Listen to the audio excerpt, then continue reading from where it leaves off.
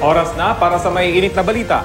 Mismong si PNP Chief General Bato de la Rosa ang nag-anunsyo kahapon na nagparamdam si Kerwin Espinosa na gusto na niyang sumuko. Si Kerwin ang anak ni Albuera Leyte Mayor Rolando Espinosa Sr. na umano'y drug lord sa Eastern Visayas. Walang binibigay na petsa o oras kung kailan ito gagawin ni Kerwin. Pero ang tiyak daw ay kay de la Rosa niya nais sumuko.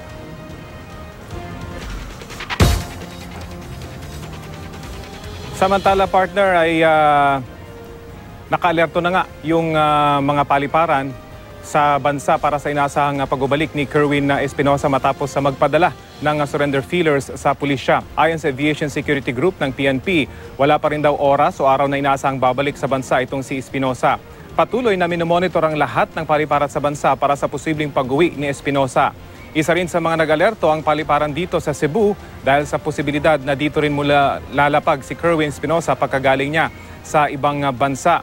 Pero ayon sa mga otoridad dito, partikular na ang CIDG at ang PDEA, sinasabing malabo na siyang bumalik pa dito sa ngayon dahil na rin sa ingay na nilikha ng pagsuko ng kanyang ama at ang high-profile na paghahanap sa kanya. Dito ang ancestral home ng mga Espinosa kung kaya kagabi may mga operasyong isinagawa umano ang CIDG patungkol na rin sa paghahanap kay Kerwin pero nagnegatibo ang kanilang operasyong ito.